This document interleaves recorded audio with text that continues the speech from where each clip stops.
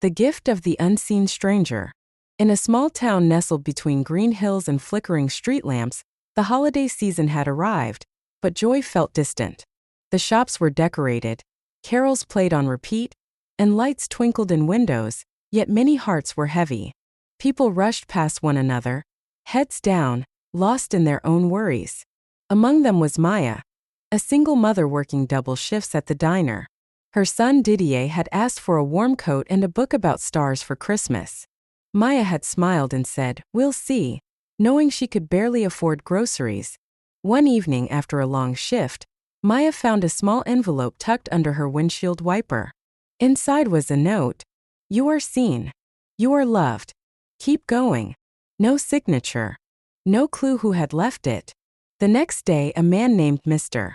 Patel, who ran the corner store, found a similar note in his mailbox. So did the elderly widow who lived alone, the teenage girl who felt invisible at school, and the bus driver who always greeted passengers with a smile no one returned. Soon, the town buzzed with whispers of these mysterious kindness notes. People began to look up, smile more, hold doors open, and ask how others were doing.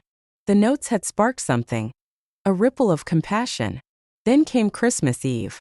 Maya returned home to find a box on her porch.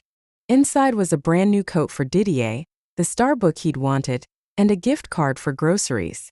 The note read, "You matter. You are part of something beautiful." She wasn't the only one. All across town, people found gifts tailored to their needs, some small, some life-changing. No one knew who was behind it. Until New Year's Day, a letter appeared in the town square, pinned to the community board. It read, "I was once helped by a stranger when I had nothing. This year I wanted to pass it on. Kindness doesn't need a name. It just needs a heart. Let's keep it going." The ripple of kindness didn't stop with Yuzokio's anonymous notes and gifts. Inspired by his quiet generosity, the townspeople began creating their own acts of care. Children baked cookies, made soup, and delivered them to neighbors they'd never spoken to before.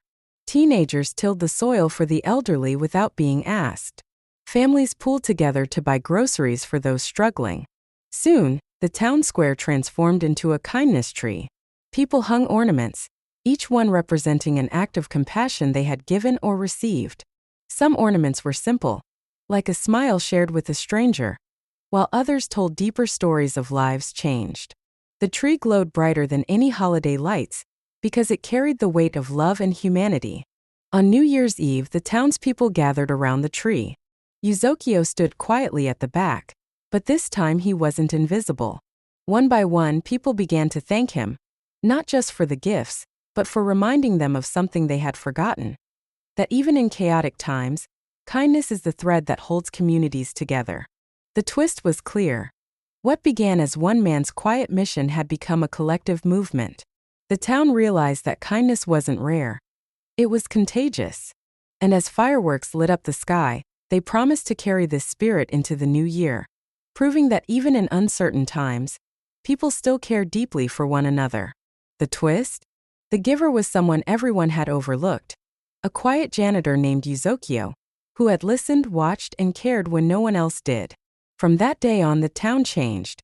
Not because of the gifts, but because people remembered what it meant to be human. They saw each other. They helped each other. And they carried the spirit of kindness into every season. So if you're listening to this, know this: you matter. You are seen. And someone out there cares deeply, even if you haven't met them yet. Take a moment to support more stories like this. Like this story, subscribe to English Through African Stories, and share it with someone who might need a little kindness today.